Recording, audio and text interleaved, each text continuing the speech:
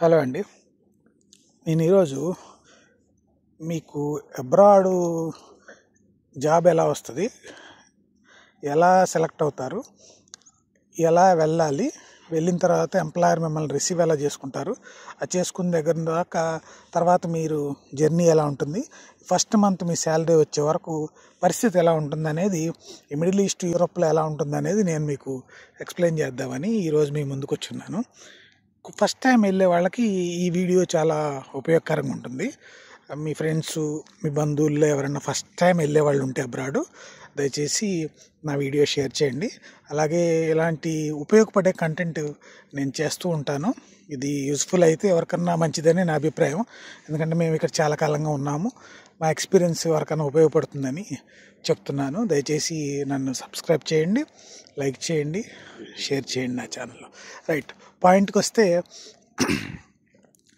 మనము ఎవరన్నా బంధువుల ద్వారా లేదా స్నేహితుల ద్వారా లేదా ఎవరన్నా పేపర్ అడ్వర్టైజ్మెంట్స్ ద్వారా, సోషల్ మీడియా ద్వారా ఇంటర్వ్యూ ఫేస్ చేసి మనము వస్తాం. కొన్ని CV సెలక్షన్స్ ఉంటాయి, కొన్ని రికమెండేషన్స్ ద్వారా ఉంటాయి. సో ఇంటర్వ్యూస్ ఫేస్ చేసిన తర్వాత CV సెలెక్ట్ అయితే ఆ CV సెలక్షన్ ద్వారా మనకి వీసాలు అవి రావడం జరుగుద్ది. జనరల్గా ప్రాసెస్ ఎలా ఉంటుంది. సో ఇంటర్వ్యూ ఎలా ఉంటుందంటే, ఫస్ట్ మీరు CV పంపించాక ఆ CV మిడిల్ ఈస్ట్లో ఆర్ అబ్రాడ్, ఇంకా ఈ యూరోపియన్ కంట్రీస్లో ఆయిల్ ఇండస్ట్రీలో కానీ ఇంకా వేరే వేరే ఇండస్ట్రీలో కానీ ఎట్లా జరుగుతుందంటే, CVలో మీకు ఏమైతే మీరు మెన్షన్ చేశారో అదే మిమ్మల్ని మ్యాక్సిమం క్వశ్చన్లు అడుగుతారు. మీ CV మీరు మైండ్లో పెట్టుకోవాలి. నెంబర్ 1 పాయింట్, ఇది చాలా ఇంపార్టెంట్ పాయింట్. ఈ CV మీరు ఏం ఎడిట్ చేశారో మీరే మర్చిపోతే అవతలోడు ఆ CV ఎదురు పెట్టుకొని మాట్లాడతారు. ఎందుకంటే మన గురించి అవతలోడికి ఏం తెలియదు. CVలో మీరు ఏం రాశారో దాన్ని చూసి అతను అడుగుతాడు, మీరు ఏ కాలేజ్ చదివారు, ఎప్పుడు పుట్టారు, ఏ యూనివర్సిటీలో చదివారు, ఏం డిగ్రీ చేశారు, లేకపోతే ఏం డిప్లొమా చేశారు, సో ఏం ఇంజనీరింగ్ చేశారు, ఏం ఎక్స్పీరియన్స్, ఎక్కడెక్కడ పనిచేసి వచ్చారు, ఏమేమి తెలుసు మీకు, ఏంటి అనేది, ఏం లైసెన్స్ ఉంది, కంప్యూటర్ నాలెడ్జ్ ఎంత ఉంది, ఇదంతా మీరు CVలో ఏదైతే రాశారో అదే అడుగుతారు. అదనంగా వాళ్ళు ఏం అడుగుతారంటే స్కిల్స్, ఆ టూల్స్, ఆ కెమికల్స్, మీ ఎక్స్పీరియన్స్. సో మీరు వర్కింగ్ టైంలో మీ వర్క్ ఎక్స్పీరియన్స్లో ఏ కంట్రీలో ఏ విధంగా ఏం వాడారు, ఏంటి అనేది అడుగుతారు. సో అదనంగా మీరు సేఫ్టీ ట్రైనింగ్స్, ఇంకేమైనా సేఫ్టీ ట్రైనింగ్స్ మీరు చేశారా, టూల్స్ ఎలా వాడే విధానం, ఈ PPE విధానం, ఇలాంటివన్నీ ఉంటాయి. అదనంగా ఇంకేమన్నా అడిషనల్ డిప్లొమాలు, అంటే ఆ సంబంధించిన సేమ్ ట్రేడ్, అంటే మనం బీటెక్ చేసిన ఇంజనీర్, ఎలక్ట్రికల్ ఇంజనీర్ అనుకోండి, ఓన్లీ ఎలక్ట్రికల్ ఇంజనీరింగ్ డిప్లొమా ఉంటే సరిపోదు. దాంతోపాటు అడిషనల్గా ఏదైనా సేఫ్టీకి సంబంధించిన హెసాప్, ఓషా, హెసాప్ అనేది ఫుడ్ సర్వీస్ వాళ్ళది, ఓషా లేకపోతే నెబోషు, ఇలాంటి కోర్సెస్ ఏమైనా అదనంగా ఉంటే అవి చాలా ఉపయోగపడతాయి. So face to face interview Zoom ద్వారా కానీ, వాట్సాప్ ద్వారా కానీ, గూగుల్ మీట్ ద్వారా కానీ ఇంటర్వ్యూ జరుగుతుంది. సో వాళ్ళు ఫస్ట్ మీరు HR లేదా రిలవెంట్ డిపార్ట్మెంట్ మేనేజర్ మీకు కాల్ చేస్తారు. కాల్ చేసి, ఈవెన్ దో అది లోయర్ పొజిషన్ నుంచి అప్పర్ పొజిషన్ వరకు సేమ్ అంతా జరిగేది ఇదే అనమాట. వాళ్ళు మీతో మాట్లాడి వాళ్ళు ఇంప్రెస్ అయితే కనుక తర్వాత సెకండ్ దీనిలో HR మాట్లాడతారు. సెకండ్ ఇంటర్వ్యూలో HR మీ ప్యాకేజ్ గురించి మాట్లాడతారు. ఏ HR అయినా మీరు అంటే ఫస్ట్ టైం వస్తున్నారు కాబట్టి ఎంత తక్కువలో వస్తే అంత మంచిదని చూస్తారు. స్పెషల్లీ మిడిల్ ఈస్ట్లో ఏంటంటే ఫ్రెషర్స్ని చాలా ఎక్కువ తీసుకుంటారు. ఎందుకంటే ఫ్రెషర్స్ని తీసుకోవడం వల్ల వాళ్ళు మిమ్మల్ని వాళ్ళకి ఎలా కావాలో అలా మోల్డ్ చేసుకోవచ్చు. సో ఈ విధంగా వాళ్ళు ఫస్ట్ మీ ఇంప్రెషన్ అది చూస్తారు, మీ CVలో ఉన్న అన్నీ అడుగుతారు. అదనంగా ఏమైనా కొన్ని క్వశ్చన్స్ ఉంటే కూడా 90% CVలో ఉన్నది మీరు చెప్పగలిగితే మీరు సెట్ అయిపోయినట్టే. చెప్పేటప్పుడు ఉందాగా కూర్చోండి, భయపడొద్దు. చాలా కాన్ఫిడెంట్గా ఉన్నారా లేదా చూస్తారు. పొలైట్గా కాన్ఫిడెంట్గా ఉండండి, మాట్లాడండి.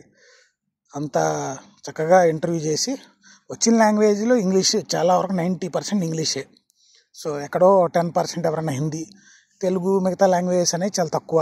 సో బయటకు ఎవరైనా రావాలనుకున్న వాళ్ళు ఒక్క ఛానల్ అనేది మనకి రాదు. సో మీరు డెఫినెట్గా 2-3 ఛానళ్ళు, నెంబర్ 1 ఇంగ్లీష్ ఉండాలి, నెంబర్ 2 హిందీ వస్తే వెల్ అండ్ గుడ్. సో ఈ రెండింటిలోనే మీకు ఇంటర్వ్యూ జరుగుతుంది. ఆల్మోస్ట్ మీరు నేను చెప్పిన విధానంలో వెళ్తే కనుక చాలా వరకు సక్సెస్ అయిపోతారు. సక్సెస్ అయిన తర్వాత వాళ్ళంతా మిమ్మల్ని ఫస్ట్ ఏం అడుగుతారంటే, మీ గురించి మిమ్మల్ని చెప్పమంటారంటే, టెల్ మీ యువర్ సెల్ఫ్, అంటే మీరు ఏం చేశారు, అసలు మీ పేరేంటి, ఎక్కడి నుంచి వచ్చారు, మీరు ఏ ఊరు, సో మీరు ఏ కాలేజ్ చదివారు, ఏం చదివారు, సో ఎప్పుడు పాస్ అవుట్ అయ్యారు, ఆ తర్వాత మీరు చేస్తున్న వర్క్ ఏంటి, ఆ వర్క్కి సంబంధించిన ఎక్స్పీరియన్స్ ఏంటి, అక్కడ ఎంతకాలం చేశారు, మరో చోట ఎంతకాలం చేశారు, మరో చోట ఎంతకాలం చేశారు, మీ స్పెషలైజేషన్ ఏంటి, ఇలాంటివన్నీ చెప్తారు. సో ఇలాంటివన్నీ చెప్పిన తర్వాత వాళ్ళు దానికి ఇంప్రెస్ అయిన తర్వాత మిమ్మల్ని అడుగుతారు, మీరు ఎందుకు మా కంపెనీలో జాయిన్ అవ్వాలనుకున్నారు, ఎలా మాకు కంపెనీ గురించి మీకు తెలిసిందని. అప్పుడు మీరేం చెప్పాలి, సోషల్ మీడియా ద్వారా తెలిసిందో, లేకపోతే ఫ్రెండ్స్ ఎవరో రిఫర్ చేశారో, వెబ్సైట్ ద్వారా తెలిసిందనేది మీరు చెప్తారు.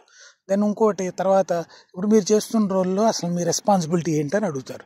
అంటే మీరు పర్టికులర్గా మీరు ఎలక్ట్రీషియన్ అయితే ఏం ఎలక్ట్రీషియన్ పని చేస్తారు, హౌస్ కీపింగ్ వాళ్ళు అయితే ఎలా హౌస్ కీపింగ్ పని చేస్తారు, ఏం కెమికల్స్ వాడతారు, ఇలాంటివన్నీ అడుగుతారు. మీరు ప్రెషర్ తట్టుకోగలరా లేరా, ఒకే 5-6 పనులు మీ ముందుకు వచ్చేసినాయి అనుకోండి, అవి మీరు ఎలా డీల్ చేస్తారని అడుగుతారు. పేషెన్సీగా డీల్ చేస్తామని చెప్పాలి. ఇలా అంతా అయిన తర్వాత సో మీరు ఎంత శాలరీ ఎక్స్పెక్ట్ చేస్తారని అడుగుతారు. వాళ్ళ బడ్జెట్ ఎవరు మనకు ముందు చెప్పరు, మనం ఎంత శాలరీ ఎక్స్పెక్ట్ చేస్తామని చెప్తారు. సో మనకు కరెంట్ వచ్చే దాంతో పోల్చుకొని, లేదంటే మీకు ఆల్రెడీ అవగాహన ఉంటుంది అక్కడ ఎంత ఉంటుంది ఏంటి అనేది ఆ దేశంలో. సో దాన్ని బట్టి మీరు అతను ఇంత అని అనుకుంటే మీరు దాని మీద కొంచెం ఎక్కువ చెప్పుకోండి. ఏమైనా మనం చెప్పింది వాళ్ళు ఎవరు, బట్ వాళ్ళ బడ్జెట్ వాళ్ళకు ఉంటుంది, వాళ్ళు తర్వాత చెప్తారు మేము ఇంత ఇస్తామని. హెచ్ఆర్ ఎవరో ఒకరు చెప్తారు, దాన్ని మనం ఓకే చేయాలి మనకి ఇష్టమైతే. ఓకే చేయకపోతే ఏం లేదు, బట్ నో అని మాత్రం ఎప్పుడు చెప్పొద్దు ఇంటర్వ్యూలో. జస్ట్ చూడండి, ఎక్స్పీరియన్స్ వస్తుంది కదా, అంటే మీ లెవెల్ ఏంటనేది మీకు తెలుస్తుంది, మీరు ఎంత ధర బలుకుతున్నారు అనేది మీ ఇంటర్వ్యూ మీద ఆధారపడి ఉంటుంది. సో మీ లక్ మీరు ట్రై చేయండి. సో లాస్ట్లో ఇంటర్వ్యూ అంతా అయిపోయిన తర్వాత మీకు ఏమైనా క్వశ్చన్స్ ఉన్నాయంటే, జనరల్గా మన తెలుగు వాళ్ళు మొహమాటానికి నాకేం క్వశ్చన్స్ లేవు సార్ అని అడుగుతారు. ఫుడ్ ఉంటుందా, రూమ్ ఉంటుందా, ఇలాంటి క్వశ్చన్లు అడుగుతారు. అవి అడగొద్దు. ఇంకేమైనా క్వశ్చన్స్ ఉంటాయంటే, సార్ ఈ కంపెనీలో నా గ్రోత్ ఎలా ఉంటుంది, కంపెనీలో ఏమైనా ఫ్యూచర్ ఉంటుందా, కంపెనీలో ఇంకేమైనా నేను నేర్చుకోవడానికి ఏమైనా ఉంటుందా, ఏమైనా ట్రైనింగ్స్ దొరుకుతాయా, భవిష్యత్తులో నేను ఏమన్నా డెవలప్ అవడానికి ఉంటుందా, ఫిజికల్గా పర్సనల్గా కెరియర్ పరంగా ఏమైనా డెవలప్ అవడానికి ఉంటుందా, ఇలాంటి క్వశ్చన్స్ అడిగితే తను మీకు ఆన్సర్ చేస్తారు. సో అది ఫార్మల్గా ఏంటంటే వాళ్ళు మైండ్లో పెట్టుకుంటారు. మీరు ఏదైనా అడుగుతామంటే మొహమాట పడకూడదు, మొహమాట పడితే ఇక్కడ వర్కౌట్ అవ్వదు. ఇంటర్వ్యూ టైంలో కాన్ఫిడెంట్గా ఉండండి, మీకు తెలిసిందే చెప్పండి, తెలియదని మొహమాటం లేకుండా చెప్పండి. బట్ వాళ్ళు ఇచ్చిన ఆఫర్గా నో అనేది మాత్రం మొహమే చెప్పొద్దు. మీరు తర్వాత ఈమెయిల్స్ అవి ఇవి మీరు ఇగ్నోర్ చేయాలి, అంతమించి ఏం లేదు. సో వన్స్ మీరు సెలెక్ట్ అయ్యారబ్బా, సెలెక్ట్ అయిన తర్వాత మీకు ఆఫర్ లెటర్ ఒక 2-3 రోజుల్లో ఆఫర్ లెటర్ వస్తుంది, మెయిల్ ద్వారా వాట్సాప్ ద్వారా. ఆఫర్ లెటర్ మీరు మంచిగా చదువుకొని సైన్ చేసి వాళ్ళకి పంపిస్తారు. దెన్ వాళ్ళు మిమ్మల్ని ఫిజికల్లీ మెడికల్ టెస్ట్కి వెళ్ళమంటారు. వాళ్ళు కన్సల్ట్ ఏదో మెడికల్ సెంటర్ చెప్తారు, ఆ మెడికల్ సెంటర్కి మీరు వెళ్ళి blood test, urine, x ray, BP, sugar, ఇవన్నీ మామూలే. ఇవన్నీ మీ ఫిజికల్ ఫిట్నెస్ అంతా మీరు ప్రూవ్ చేసుకోవాలి. అవి చూపించుకున్న తర్వాత ఆ డాక్యుమెంట్స్ మీరు కంపెనీకి పంపిస్తే, సమ్ కంపెనీస్ అవి మీకు రిఫండ్ ఇస్తాయి ఆ అమౌంట్, సమ్ కంపెనీస్ రిఫండ్ ఇవ్వవు. అది పెద్ద ప్రాబ్లం కాదు, 5-6 వేల లోపే ఉంటుంది అది. సో అప్పుడు వీసా ప్రాసెస్ అనేది స్టార్ట్ అవుతుంది. వీసా ప్రాసెస్ అనేది మిడిల్ ఈస్ట్లో అయితే వర్క్ పర్మిట్కి, నేను చెప్పేది వర్క్ పర్మిట్కి, కొంతమంది విజిట్లో పిలిచి వర్క్ పర్మిట్ కింద కన్వర్ట్ చేస్తారు, అది వేరే. వర్క్ విజిట్లో అయితే మీకు 3 రోజుల నుంచి 5 రోజులలో వర్క్ పర్మిట్ వస్తుంది, విజిట్ వీసా వస్తుంది. అది వర్క్ పర్మిట్ అయితే 1 మంత్ నుంచి 45 days పడుతుంది. సో వర్క్ పర్మిట్ మీకు వచ్చిన తర్వాత మీరు టికెట్, మీ నియరెస్ట్ ఎయిర్పోర్ట్ ఎక్కడైతే ఉందో అక్కడ మీరు టికెట్ అడుగుతారు. వాళ్ళు అక్కడ నుంచి మీరు ఏ దేశం అయితే వెళ్తున్నారో, కువైట్, దుబాయ్, ఇరాకు, లేదా తుర్కీ, లేదా UK, London, America, Canada, Toronto, ఎక్కడికైతే అక్కడ. సో ఆ టికెట్ అడుగుతారు, వాళ్ళు టికెట్ వేస్తారు మీకు. నియరెస్ట్ ఎయిర్పోర్ట్ చెప్పండి, ఎక్కడి వరకు అయిపోయింది. సో టికెట్ వచ్చింది. టికెట్ వచ్చిన తర్వాత ఇప్పుడు మీరు చేయాల్సిన పని ఏంటంటే, మీ కింద లగేజ్లో, అంటే మీరు ఫ్లైట్లో కార్గో ఉంటుంది, ఆ కార్గో క్యాబిన్లోకి మీరు తీసుకెళ్ళేది ఓన్లీ 7 kgs. దానిలో కూడా ఏమి ఉండాలంటే ల్యాప్టాప్, మొబైలు, ఏమైనా ఇంపార్టెంట్ డాక్యుమెంట్స్, అమౌంట్, ఇలాంటివి మాత్రమే పైన మీరు క్యారీ చేయాలి. బ్యాటరీ ఛార్జెస్, లిక్విడ్స్, పేస్టు, ఇలాంటివి ఏమి పైకి తీసుకురాకూడదు. సిజరు, ఇలాంటి ఏమి షార్ప్కి సంబంధించినవి కానీ, కెమికల్కి సంబంధించిన కానీ, లిక్విడ్కి సంబంధించిన కానీ ఏమి మీతో పాటు క్యారీ చేయకూడదు.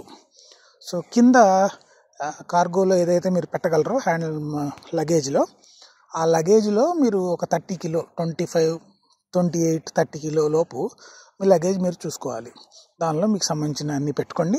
ఒక ఫస్ట్ నెల 2 నెలల వరకు మీరు అక్కడ సర్వే అవ్వాలి కాబట్టి షాంపూ, గింపు, పేస్టు, ఇంకా మీకు పర్సనల్ నీడ్స్ ఏదైతే అవసరం ఉందో అవన్నీ మీరు పెట్టుకోవాలి. పెట్టుకొని బయలుదేరుతారు. రైట్, ఎయిర్పోర్ట్కి వచ్చారు. ఎయిర్పోర్ట్కి వచ్చిన తర్వాత ఏం జరుగుతుంది? ఫస్ట్ మీరు ఎయిర్పోర్ట్కి వచ్చే ముందే, ఇప్పుడు టెక్నాలజీ పెరిగింది కాబట్టి వీసాను, టికెట్స్ ఇవన్నీ ప్రింట్ అవసరం లేదు. బట్ ఇంకా కొన్ని ఎయిర్పోర్ట్స్లో ప్రింట్ అడుగుతున్నారు కాబట్టి మీ ప్రింట్ తీసుకోండి, వీసా ప్రింట్ తీసుకోండి, కనెక్టింగ్ ఎక్కడి వరకు అయితే ఉందో ఆ టికెట్స్ అన్నీ పెట్టుకోండి, చేతిలో పాస్పోర్ట్ పెట్టుకోండి. ఓకే టు బోర్డ్ వాళ్ళు వేస్తారు, కంపెనీ వాళ్ళు ఎవరైతే మిమ్మల్ని రమ్మన్నారో వాళ్ళు, అది ఇబ్బంది లేదు. ఫస్ట్ మీరు బోర్డింగ్కి వెళ్తారు. బోర్డింగ్కి వెళ్ళిన తర్వాత అవన్నీ మీరు చూపించుకొని బోర్డింగ్కి వెళ్ళిన తర్వాత బోర్డింగ్లో మిమ్మల్ని చూస్తారు. మ్యాక్సిమం అంతా బోర్డింగ్లోనే అయిపోతుంది. మీరు ఎక్కడా భయపడద్దు, ఎందుకు వెళ్తున్నారు ఏంటి అనేది వాళ్ళు ఏమి పెద్దగా అడగరు, అన్నీ ఉన్నాయా లేదు చూస్తారు. చూసిన తర్వాత వాళ్ళు లగేజ్ పెట్టమంటారు, దాని మీద అది వేయింగ్ చూస్తుంది, లగేజ్ బరువు చూస్తుంది. ఆ బరువు నేను చెప్పినట్టు 28 కిలోలు 30 కిలోస్ లోపల ఉంటే, ప్లస్ ఈ హ్యాండ్ క్యారీ అనేది 7 కిలోస్ లోపల ఉంటే వాళ్ళు ఏం అబ్జెక్షన్ చేయరు, ఓకే చేస్తారు, మీకు బోర్డింగ్ పై చేస్తారు. అప్పుడు వరకు లాస్ట్ వరకు ఇస్తారు, మీ బోర్డింగ్ అదంతా చూసుకోవాలి. హ్యాండ్ బ్యాగ్ కూడా స్టాంప్ వేయించుకోండి, స్టిక్కర్ వేసి. దాని తర్వాత మీరు ఇమిగ్రేషన్కి వెళ్తారు. సో ఇప్పుడు ఇమిగ్రేషన్ అనేది చాలా చేంజ్ అయింది. మీరు ఇమిగ్రేషన్కి వెళ్ళిన తర్వాత మీ పాస్పోర్ట్ ఫస్ట్ పేజ్ ఏదైతే ఉంటుందో, ఆ ఫస్ట్ పేజ్ అంటే ఎక్కడైతే మీ ఫోటో ఉంటుందో ఆ ఫోటో ఉన్న పేజ్ని మీరు ఇంతకుముందు పాతకాలంలో ఎట్లా ఉండేది, ఆఫీసర్కి మనం పాస్పోర్టు టికెట్ ఇవన్నీ ఇస్తే ఆయన చూసి మనం స్టాంప్ వేసి ఎక్కడికి వెళ్తున్నాం, ఎప్పుడు వస్తావు, ఏంటి ఇవన్నీ అడిగి, ఇంకా ఆయనకి ఏమైనా డౌట్లు ఉంటే అడుగుతారు. అడిగి మనం అన్ని సమాధానం చెప్పిన తర్వాత మనల్ని పంపిస్తారు లోపలికి. సో ఇప్పుడు టెక్నాలజీ మారి ఫస్ట్ పేజ్ ఏదైతే పాస్పోర్ట్ ఉందో దాన్ని మీరు స్కాన్ చేయాలి. అంటే కిందకి ఫోటో ఉన్న ప్లేస్ని కిందకి ఇలా పెట్టాలి, తెరిచి పెడితే ఎయిర్పోర్ట్లో అది స్కాన్ అవుతుంది, ఇమిగ్రేషన్ మీకు ఓకే అవుద్ది. వీసా కాపీ ఆల్రెడీ బోర్డింగ్ వాళ్ళు ఓకే చేస్తారు కాబట్టి చూసి, టెక్నాలజీ మారిపోయింది, ఇప్పుడు టైం వేస్ట్ లేదు ఎయిర్పోర్ట్లో. అలా పెట్టగానే మీకు గేట్స్ ఓపెన్ అవుతాయి. ఇప్పుడు స్టాంపులు కూడా పెట్టలేదు, ఎగ్జిట్ స్టాంప్ ఒకటి వేస్తారు. దెన్ మీరు ఎక్కడికైతే దుబాయ్ ఎక్కడైతే కనెక్టింగ్ ఉందో ఆ కనెక్టింగ్ కూడా ఓన్లీ మీరు ఎయిర్పోర్ట్లోకి వచ్చి లైన్లో నుంచొని పాస్పోర్ట్ ఇలా స్వైప్ చేసి వచ్చేయాలి. ఏది ఏటీఎం ఎలా స్వైప్ చేస్తాం మనం, అలా స్వైప్ చేసినట్టు అలా పెట్టి తీసేసి గేట్స్ ఓపెన్ అవుతూ వెళ్ళిపోవాలి. ఇంతకుముందు కాలంలో మనం ఎక్కడికైనా వెళ్తే స్టాంపులు పడేవి పాస్పోర్ట్లు, ఇప్పుడు స్టాంపులు పట్టలేదు. కాలం మారింది, టెక్నాలజీ మారింది, ఎలక్ట్రానిక్ అంతా. మన పాస్పోర్ట్ నెంబర్ మీద ఆన్లైన్లో అవన్నీ చూపించేస్తాయి వీసాలు, ఇక్కడిక్కడ ట్రావెల్ అయ్యాం, ఇక్కడిక్కడ ట్రావెల్ అయ్యాం, అక్కడ ఎగ్జిట్ అయ్యాం, ఇక్కడికి వచ్చామని. సో మీరు ఫైనల్ డెస్టినేషన్ ఏదైతే ఎక్కడికైతే వచ్చారో మీ ఫైనల్ డెస్టినేషన్ రాగానే అక్కడ మళ్ళీ సేమ్ మీరు మళ్ళీ ఇమిగ్రేషన్లో ఉండాలి. ఇమిగ్రేషన్లో లైన్లో ఉంటారు, ఇమిగ్రేషన్ ఆఫీసర్ అదంతా చూస్తారు. పాస్పోర్ట్ స్వైప్ చేసిన తర్వాత అక్కడ మీకు స్టిక్కర్ పడుతుంది, ఎందుకంటే మీరు అది మీ ఫైనల్ పోర్ట్ ఆఫ్ ఎంట్రీ కాబట్టి అక్కడ మీకు పాస్పోర్ట్లో వీసా పడుతుంది. వర్క్ పర్మిట్ ఏదైతే ఉందో అది పడుతుంది, లేదా విజిట్ అయితే విజిట్ అది పడుతుంది. దాని ఒరిజినల్ డాక్యుమెంట్స్ మీ కంపెనీ వాళ్ళు ఆల్రెడీ అక్కడ ప్రజెంట్ చేసి ఉంటారు. సో అవి ఆఫీసర్ అన్ని చూసుకొని పాస్పోర్ట్ అది చూసుకొని ఐసు తర్వాత మీ బయోమెట్రిక్ అంతా తీసుకొని సో వాళ్ళు మిమ్మల్ని ఎయిర్పోర్ట్లోంచి ఎంట్రీ చేపిస్తారు. ఎంట్రీ చేయించిన తర్వాత మీరు లగేజ్ ఎక్కడైతే ఉందో అక్కడికి మీరు వెళ్ళి బెల్ట్ నెంబరు మీరు స్క్రీన్లో చూసుకోండి. మీరు వచ్చిన ఫ్లైట్ నెంబర్ వేస్తారు, ఏ బెల్ట్ అయితే చెప్పారో ఆ బెల్ట్ నెంబర్కి వెళ్తే మీ లగేజ్ అక్కడ ఉంటుంది. లగేజ్ అది తీసుకొని చివరికి కస్టమ్స్ దగ్గరికి వెళ్ళాలి. కస్టమ్స్ క్లియరెన్స్ అంటే కస్టమ్స్ అంటే మీరు ఏమన్నా తీసుకురాకూడనే తీసుకొస్తుంటే వాళ్ళు తనిఖీలు చేస్తారు, తనిఖీలు చేసి బయటికి పంపించేస్తారు. బయటికి పంపించాక మీ ఎవరైతే ఎంప్లాయర్ ఉన్నారో వాళ్ళు డ్రైవర్ అది పంపిస్తారు, లేకపోతే పిఆర్ఓ వస్తారు ఆఫీస్ నుంచి. మీ పేరు బోర్డు పట్టుకుని ఉంటారు, లేదా కంపెనీ పేరు బోర్డు పట్టుకుని ఉంటారు. వాళ్ళు మీకు ఆల్రెడీ కమ్యూనికేట్ చేసి ఉంటారు, పలానా వ్యక్తి వస్తారు, లేకపోతే పలానా వ్యక్తి బోర్డు పట్టుకుంటారు, లేదా పలానా కంపెనీ పేరు పెట్టుకుని ఉంటారండి. గ్రూప్ ఆఫ్ పీపుల్కి అయితే బోర్డు పట్టుకుని ఉంటారు కంపెనీ పేరుతో, ఆ గ్రూప్ ఆఫ్ పీపుల్ వెళ్ళి అతను కలవాలి. ఇండివిజువల్ అయితే ఇండివిజువల్ పేరుతోని బోర్డు పెట్టుకుని ఉంటారు, అతను పట్టుకొని మీరు వెళ్తారు. అతను మిమ్మల్ని తీసుకొని హెచ్ఆర్ దగ్గర తీసుకెళ్తారు. Then HR will take care everything అనమాట.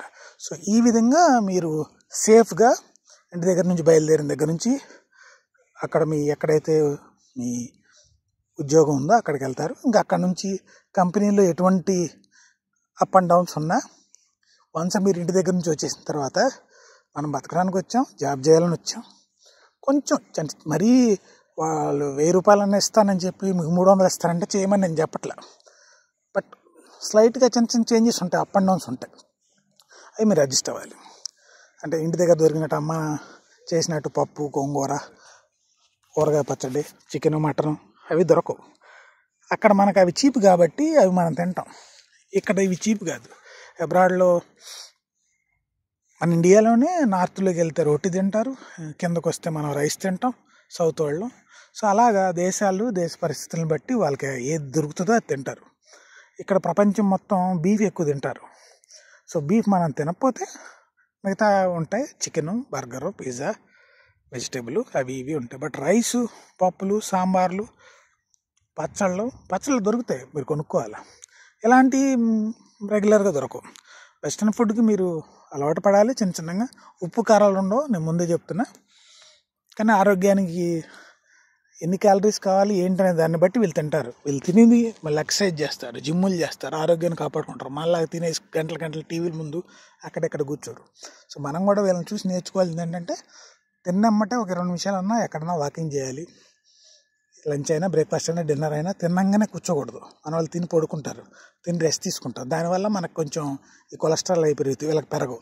ప్లస్ వీళ్ళు తిన్న తర్వాత ఎక్సర్సైజ్ చేస్తారు. రోజుకు 1 గంట అన్న వాళ్ళ ఆరోగ్యం కాపాడుకోవటం వాళ్ళు ఎక్సర్సైజ్ అయి చేస్తారు. ఇవన్నీ ఏంటంటే బయటకు వచ్చిన తర్వాత ఆటోమేటిక్గా అలవాటు అవుతాయి. సో ఫుడ్ అనేది మీరు ఒకటి గుర్తుపెట్టుకోవాలి, సాల్ట్, పెప్పర్లు, కారాలు అలాంటివి ఉండవు, బాగా తక్కువ ఉంటాయి. ఉడకబెట్టిన కూరగాయలు, ఉడకబెట్టిన సలాడ్లు గిలాడ్లు బాగా ఉంటాయి. అవి ఇవి తిని మనం ఇక్కడ బతకాలి. అంటే తక్కువ అంచనా చేసి చెప్పేవాళ్ళు ఏదో చెప్తారు, వాళ్ళ మాటలు నమ్మకండి. ఆరోగ్యకరమైన ఫుడ్ దొరుకుద్ది, తినండి హ్యాపీగా. ఏం తిన్నా పొట్ట నిండాలబ్బా, క్యాలరీస్ పెరగాలి అంతే తప్ప. చదువుకున్న వాళ్ళు చూసుకోండి, ఇవాళ రేపు ఫోన్ లేనివాడు లేడు. ఏం తింటే మనకు బలం వస్తుంది, రైస్ తింటేనే బలం వస్తుంది.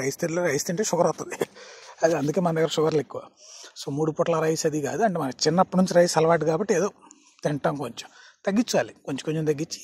చదువుకున్నాం, పెద్దకొచ్చాం కాబట్టి మనం ఇంకోటి చెప్పేటట్టు ఉండాలి. కానీ ఇంకా రైస్ తింటామంటే అవ్వదు. మన పెద్దలకు మనం కూడా చెప్పి మనం చిన్న మోల్డ్ చేసుకోవాలి వాళ్ళని. సో ఆ రకంగా మీరు ఇక్కడ సెటిల్ అవ్వాలి. ఫోను, ఇంటర్నెట్ ఇవన్నీ చాలా చీప్గానే ఉంటాయి, ఇబ్బంది లేదు. బట్ వైఫై అనేది దుబాయ్లో అయితే దారుణం. ఇంటర్నెట్ చాలా ఎక్స్పెన్సివ్, మిగతా కంట్రీస్లో బాగా తక్కువ. దుబాయ్లో చాలా ఎక్స్పెన్సివ్, సిమ్ కానీ ఇంటర్నెట్ కానీ ఎక్స్పెన్సివ్. మీ అదృష్టం బాగుండి వైఫై దొరికిందంటే చాలా లక్కీ. అది right guys, all the best. ఇలాంటి కంటెంట్లు మీకు నచ్చితే మీ ఫ్రెండ్స్కి కానీ ఎవరికైనా ఉపయోగపడుతుంది అనుకుంటే దయచేసి షేర్ చేయండి, లైక్ చేయండి, subscribe. Okay, thank you very much. ఉంటా, మీ సురేష్. బాయ్.